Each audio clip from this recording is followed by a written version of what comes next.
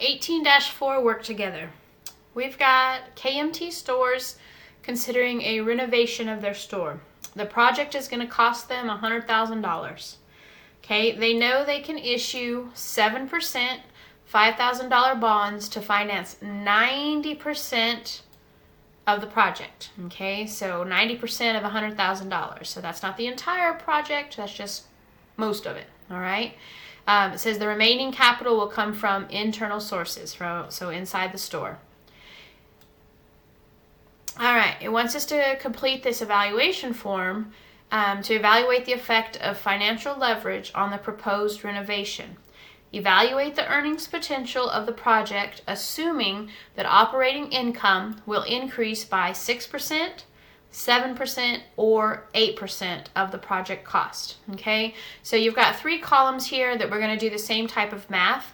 I'm going to work through the 6% column with you, and all the calculations are the same except for 7% versus 8%, and so you can do those on your own. I'll show you the final answers, but we'll evaluate them later. Okay, so 6% is what we're looking at right now. Okay, our operating income. Okay, the project's going to cost us $100,000. All right, so our operating income is going to be 6% of that $100,000.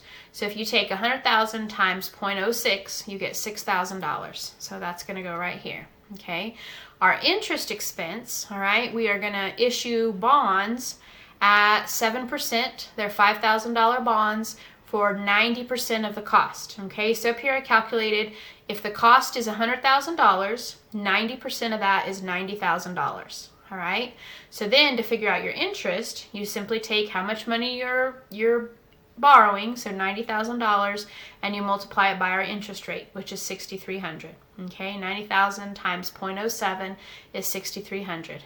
So our interest expense is $6,300, and while you're at it, that's going to stay the same no matter what our operating income is. Okay, so you could put that all the way across there.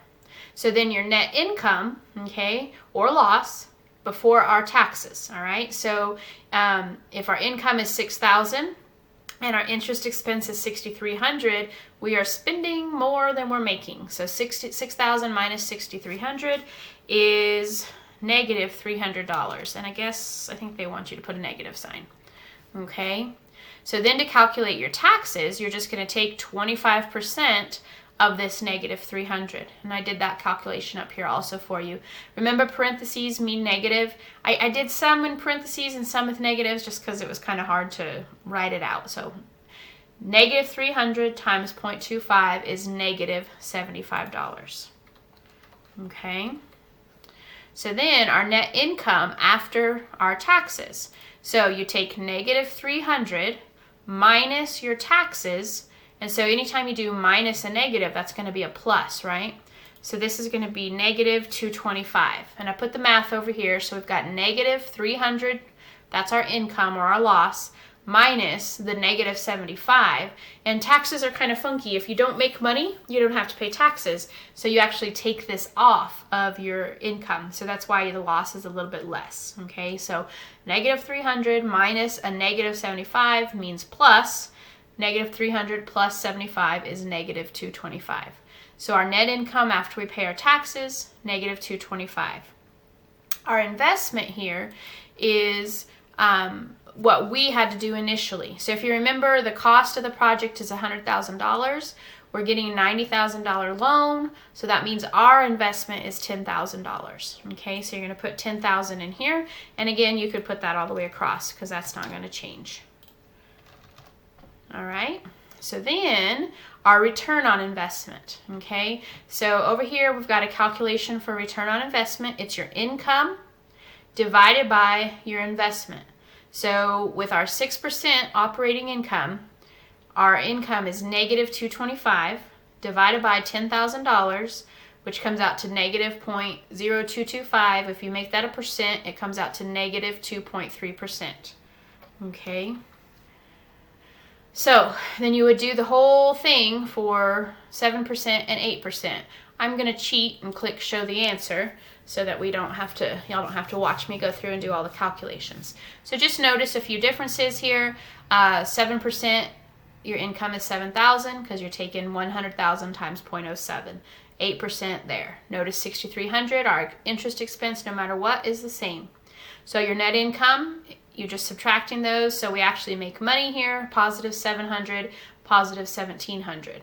So our taxes, on this one, you actually do have to pay taxes, 175.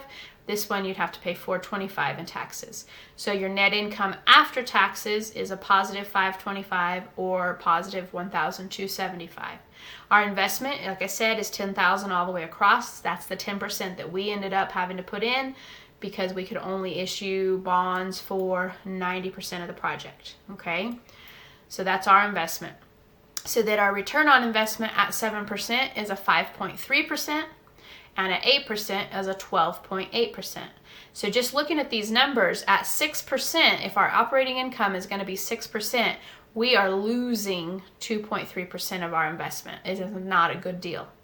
But if we can get our incomes up to 7%, we would be making 5.3% return on our investment. So that's a positive, that's a good thing. And of course at 8%, it's an even bigger return, 12%.